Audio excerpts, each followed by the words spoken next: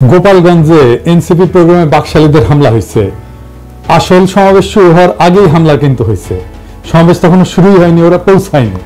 সমাবেশের পরেও সেখানে হামলা হয়েছে। সেই সমাবেশে হাসনাত আব্দুল্লাহ স্লোগান দিয়েছে মুজিববাদ মুর্দাবাদ। শুনেন, মুজিববাদ মুজিববাদ মুর্দাবাদ মুর্দাবাদ মুজিববাদ মুজিববাদ মুর্দাবাদ মুর্দাবাদ মুর্দাবাদ মুর্দাবাদ মুজিববাদ মুজিববাদ মুজিববাদ মুজিববাদ মুর্দাবাদ মুর্দাবাদ ইনকিলাব ইনকিলাব জিন্দাবাদ জিন্দাবাদ। এনসিপি যাইতেছে গোপালগঞ্জ শহরে, আর বাকশালীরা টুঙ্গিপাড়া পাহারা দেয়। আরে দেখো, টুঙ্গিপাড়ার দায়িত্ব তো আমার। লোহা না গরম হইলে হাতুড়ি দিয়ে লোহায় বাড়ি দিয়ে লাভ আছে কোন?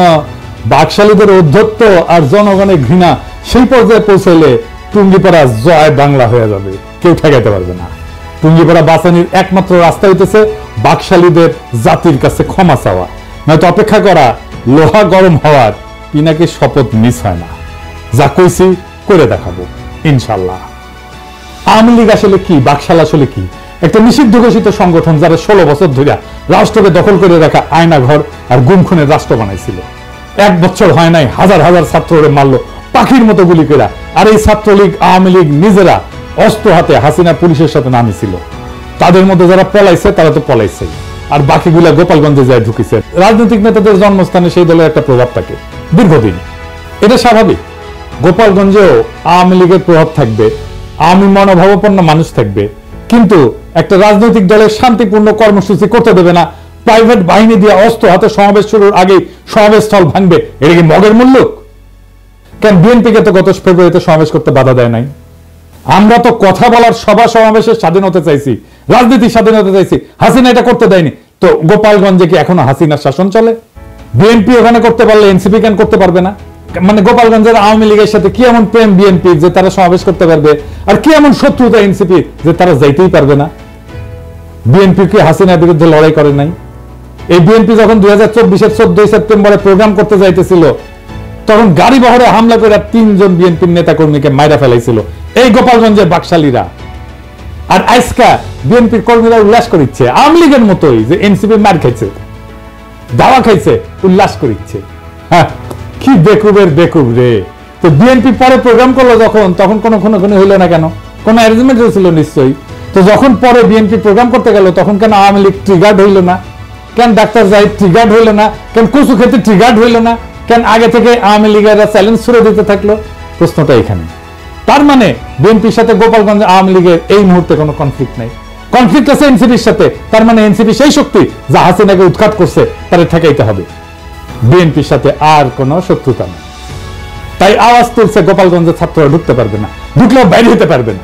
এইটা ছিল মিথ। এই মিথ চুরমার হয়ে গেছে। রাজনৈতিক দলের কর্মসূচিকে নিরাপত্তা দেওয়া পুলিশের কর্তব্য, আর্মির কর্তব্য। এনসিপি মারপিট করতে যায় নাই, সভা করতে গেছে, রাজনৈতিক সভা। এনসিপির হাতে অস্ত্র ছিল না, আমরা সবাই দেখছি। তারা খালি হাতে গেছে, পুলিশ আর্মি নিরাপত্তা দিচ্ছে, তাদের পেশাগত কাজ করছে। পুলিশ আর্মি এই কাজটা করছে রক্তপাতহীন ভাবে, কোনো প্রাণ ঝরে নাই, যতক্ষণ পর্যন্ত এনসিপির নেতারা ছিল। এটাই বিজয়, হাসিনার জামানাকে অতিক্রম করে যাওয়ার বিজয়। এই বিজয় এলো বর্ষা বিপ্লবের নায়কদের হাত ধরে। গোপালগঞ্জে মুজিব বিরোধী সমাবেশ করতে যাওয়া যায়, নিরাপদে ফিরেও আসা যায়, কোনো প্রাণঘাতী সংঘাত ছাড়াই। তারা তাদের কর্মসূচি শেষ করে ফেরত আসছে। এই ঘটনার রাজনৈতিক মূল্য অনেক। এইগুলাই ছোট ছোট বিজয়। আর গোপালগঞ্জের জনগণ নামে নাই, নাম ছিল বাকশালী গুন্ডারা। ওরা মরণপণ লড়াই করতে পারে না, সেটাও তো দেখলেন। এমন বলবেন কই 4 জন তো মারা গেছে? হ্যাঁ, মারা গেছে, কারণ তারা এনসিপির নেতারা ফিরে আসার পরে নানা জায়গায় হামলা শুরু করেছিল, বোমা আগ্নেয়াস্ত্র নিয়ে, এমনকি জেলখানা আক্রমণ করেছে। ক্যাজুয়ালিটি হয়েছে তারা ফিরে আসার পরে। আরো অনেককে চিনতে পারলাম এই সুযোগে। যেমন ধরেন বাংলাদেশের মিডিয়াগুলা, যেমন প্রথম আলো, জাউরা, ও বলছে যে কিছু লোক এসে হামলা চালাইছে। এই লোকের পরিচয় তারা জানে না। মতি মাহফুজকে এমনি আমি থাপড়াইতে চাই, জাউরার জীবন ভালো হবে না। এখন আবার কচু খেতে আসিছে মানবাধিকার নিয়ে, ওরে আমার ওরে ওবার মানবাধিকারও বুঝে।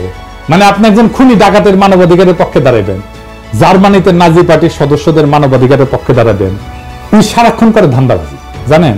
কই থেকে কি টাকা কামানো যায় তার ধান্দা করে। টাকা কামানো খারাপ কিছু না, কিন্তু মিনিমাম নৈতিকতা তো থাকবে। একটা এক্সাম্পল দিই, ওই যে মুস্তাক মারা গেল না, রিমান্ডে নিছিল, তার সাথে কিশোরকে ধরেছিল। কেন ধরেছিল জানেন? নাফিস শরাফতের একটা কার্টুন আঁকিছিল কিশোর, এই আইডিয়া সামি প্রকাশ করেছিল আই এম বাংলাদেশিতে। সামি ওইটার অ্যাডমিন, সে নিজেই কইছে যে দেখেন সেই পেজ সেই চালাইতো। সেই নাফিস শরাফত রেগে গিয়া এই কিশোর আর মুস্তাককে অ্যারেস্ট করে পিটায়। মুস্তাককে এতই পিটাইছিল যে সে প্যান্টে হাইগে দিছিল। তারপর তো মুস্তাক মরে গেল। সেই নাফিস শরাফতের একটা কাজের জন্য এই সামি তদবির করছে মন্ত্রণালয়, কাজ দেয় না জন্য মন্ত্রণালয়ের দায়িত্বপ্রাপ্ত বিশেষ সহকারী পিছে সে লাগিছে, তার নামে রিপোর্ট করাইছে। যে আমার কমরেডকে মেরে ফেলাইলো তার জন্য তদবির। সি সি সি সি রে সামি সি। আমি এটা শুনে বাকরুদ্ধ। একটা মানুষের নৈতিক পজিশনে এত সহজে বেঁচে দেওয়া যায়? মুস্তাকের জীবনের এতটুকু মূল্য নাই তার কাছে। আমি যে ওরা পছন্দ করি এমনি এমনি না, ওর মধ্যে বিবেক মনুষ্যত্ব কিচ্ছু নাই। ওর সঙ্গে যখন কথা হতো তখন আমি বলছিলাম যে আপনি মোটা আজিজের না, যেটা সেটা আমাদের জন্য ভালো হয়েছে, কিন্তু আপনার একটা বস্তু বড় ক্ষতি হয়েছে। আপনার মধ্যে একসময় রিমোর্স আসবে, অনুতাপ আসবে।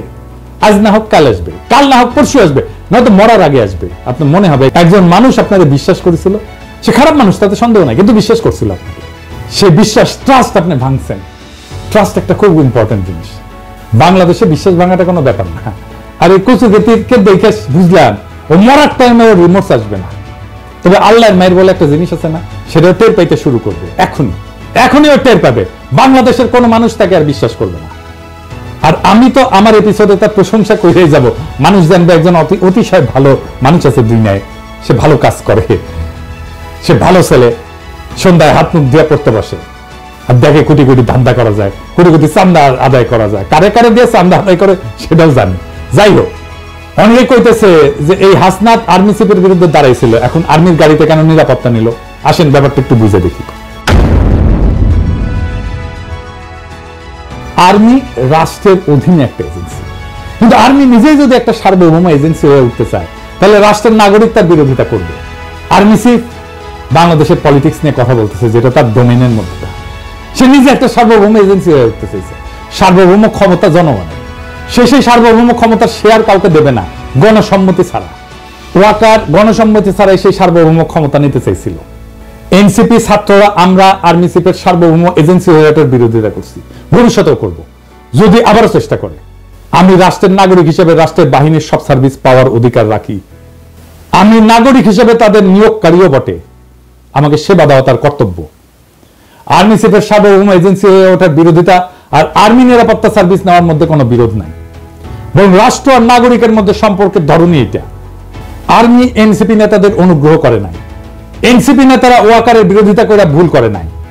আমার প্রোফাইলে বিএনপির পোলাপাইনরা এসে কমেন্ট করছে যে কেন ওরা পালায় আসলো, এটা কোনো হ্যাডম হইল?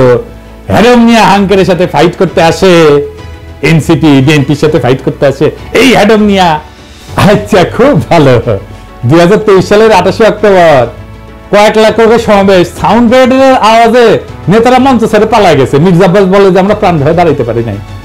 মাঠ ফাঁকা, নেতারা শুধু না লাখো লাখো লোক ফাঁকা হইতে বেশি সময় লাগেনি। অস্ত্রের সামনে শূন্য হাতে টিকে থাকা সম্ভব না, এটা সবার মনে রেখে ট্রল করা উচিত। এই ছেলেদের অসীম সাহসের কারণে গত বছরের 5ই আগস্ট হাসিনা দেশ ছেড়ে পালাই যেতে বাধ্য হয়েছিল। এই ছেলেগুলো তখন রুখে দাঁড়ালে আজও হাসিনা মসনদে থাকতো, খালেদা জিয়া আজকাল জেলে থাকতেন, আর আপনাদের অনেকেই গুম হইয়া আয়না ঘরে থাকতেন, কেউ কেউ মারাও যেতেন ক্রস ফায়ারে।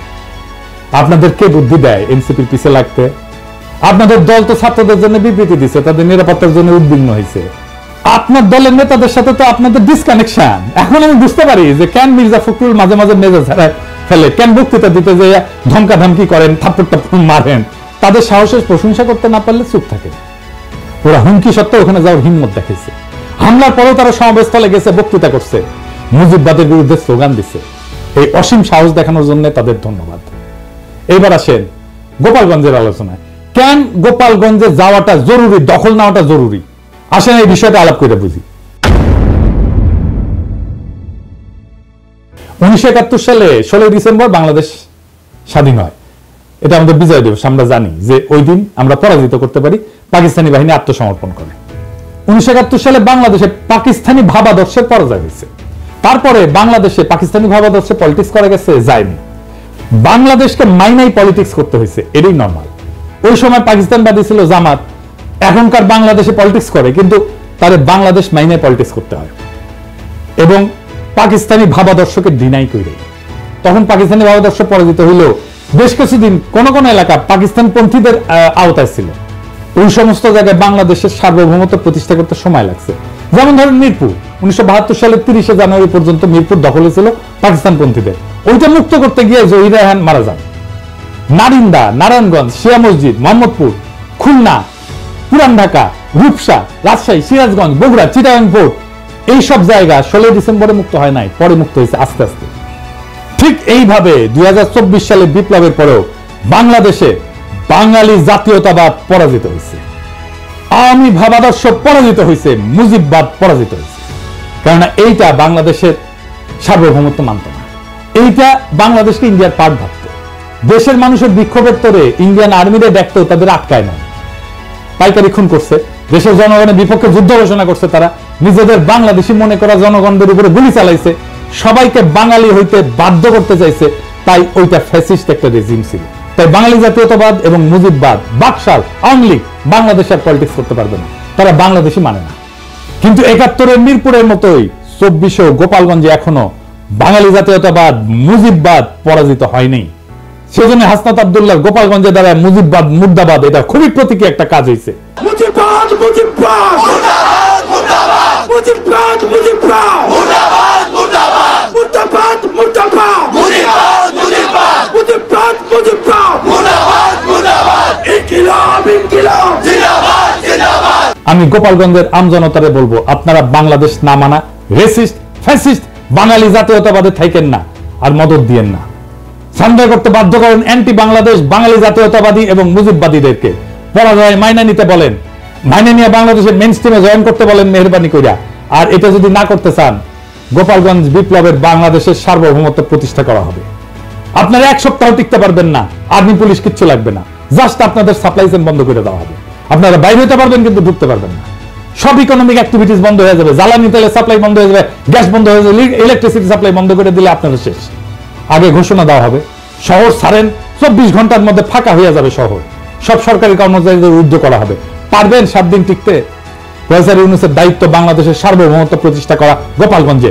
আবার 1 মাস পরে মার্চ টু গোপালগঞ্জ ঘোষণা করা হবে, যদি আপোষে সারেন্ডার না করে তাইলে। বেগম জিয়া বলছিলেন গোপালগঞ্জের নামই বদলাই যাবে, গোপালগঞ্জ আর থাকবে না।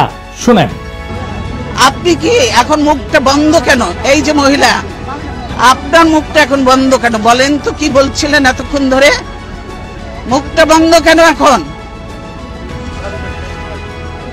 দেশ কোথায়? গোপালী? গোপালগঞ্জ জেলার নামই বদলে যাবে, বুঝছেন? গোপালগঞ্জ আর থাকবে না। এইটা বাস্তবায়ন করতে হবে। এই জন্য 2টা কাজ করা যায়। এক, গোপালগঞ্জের নামটা বদলে ফেলাই যায়, বা জেলা সদর পরিবর্তন করে অন্য উপজেলায় নিয়ে যায়, নাম বদলে দেওয়া যায়। গোপালগঞ্জ বদলে কাশিয়ানি করা, কিন্তু মৌলিক কোনো পরিবর্তন করা হবে না। আর 2 নম্বর হচ্ছে গোপালগঞ্জের উপজেলাগুলোকে জিওগ্রাফিক্যাল লোকেশন, রোড কানেক্টিভিটি এবং হিস্টোরিক্যাল কালচারাল কানেকশনের ভিত্তিতে অন্যান্য জেলার সাথে রিডিস্ট্রিবিউট করে দেওয়া, গোপালগঞ্জ জেলায় বাদ দিয়ে দেওয়া। এক্ষেত্রে যেটা করা যেতে পারে, 1 নাম্বার, কাশিয়ানি এবং গোপালগঞ্জ সদরকে নড়াইলের সাথে যুক্ত করে দেওয়া যায়, মাকসুদপুর উপজেলাকে মাদারীপুরের সাথে যুক্ত করে দেওয়া যায়, কোটালীপাড়াকে বরিশালের সাথে যুক্ত করে নতুন নামকরণ করে দেওয়া যায়, আর টুঙ্গিপাড়াকে বাগেরহাটের সাথে যুক্ত করে নতুন নামকরণ করা যায়। তো এতে একটা জেলা কমে যাবে। তো একটা জেলা যদি কমে যায়, তাহলে আমরা কোন একটা জায়গাকে, যেমন ভৈরব বা লাকসামকে নতুন জেলা ঘোষণা করে মোট জেলার সংখ্যা 64 রাখা যায়। এমন সময় আসতে একটা প্রতীকী কিন্তু বাস্তব সিদ্ধান্ত গ্রহণের। গোপালগঞ্জে বাংলাদেশের মানচিত্র থেকে কেবল এক প্রশাসনিক জেলা হিসেবে না, একটা দমন পীড়নের দুর্গ হিসেবে, বাকশাল মুজিববাদের দুর্গ হিসেবে চিহ্নিত করার ইতিহাস থেকে মুক্ত করতে হবে। টুঙ্গিপাড়া বা গোপালগঞ্জ কখনো একটা পরিবার বা মতাদর্শের ব্যক্তিগত দুর্গ হতে পারে না। এটা বাংলাদেশ নামের জাতির অংশ। এই জাতির মালিক জনগণ, কোনো পরিবার না। 1972 সালে যেমন মিরপুর জমাত পাকিস্তানি জাতীয়তাবাদ ঘুরাই দিছিল, জনতার বিজয়, সে তেমনি 2025 সালে গোপালগঞ্জে ভাঙতে হবে সেই বাঙালি জাতীয়তাবাদ, মুজিববাদের ছত্রবেশী ফ্যাসিবাদের দুর্গ। 21 শতকের বাংলাদেশে জায়গা নাই সেই রাজনীতির যারা বাংলাদেশকে ভারতীয় মতাদর্শের গুদামে পরিণত করতে চায়। গোপালগঞ্জের প্রশাসনিক পুনর্বিন্যাস শুধু রাজনৈতিক প্রতিশোধ না, এটা ভবিষ্যতের জন্য বার্তা। আর কোন জেলাকে পরিবর্তনের দুর্গ করা যাবে না। যে জেলা জনগণের বিরুদ্ধে চলে যায়, তাকে আবার জনগণের ভিতরে ছড়াই দিতে হবে। এই দেশ কারো ব্যক্তিগত জমিদারি না। মুজিববাদ না বাংলাদেশ জিন্দাবাদ, বাকশাল না গণতন্ত্র জিন্দাবাদ, টুঙ্গিপাড়া না সার্বভৌম বাংলাদেশ জিন্দাবাদ। আমরা চলছি আমরা চলা শুরু করছি, আর থামবো না। এবার শুধু ঢাকাই না, আবার হবে মার্চ টু গোপালগঞ্জ। যদি না মানে আপোষে, তবে শুরু হবে গণজনতার শুদ্ধি অভিযান। গোপালগঞ্জ থাকবে না, থাকবে শুধু বাংলাদেশ। ইনকিলাব জিন্দাবাদ।